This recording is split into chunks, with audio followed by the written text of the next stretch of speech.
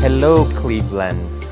It is really great to be here after 2 batches. And I must say, the 10 startups that just presented are some of my favorite startups of 2018. We have 2 of the best hospital groups in the world located in one city. If people are willing to fly from other side of the world to have great health care here, I believe we have something to really take it to the next level.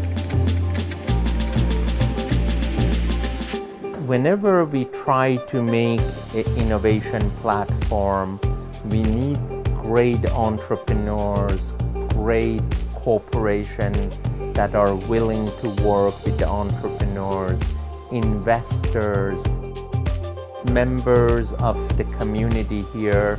They really, truly love Cleveland.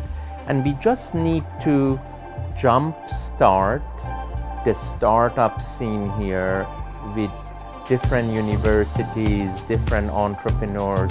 And I'm confident that if we bring in some startups from other cities and build what is presently here, we can create the best hub in the world for health tech right here in Cleveland in this Global Innovation Center.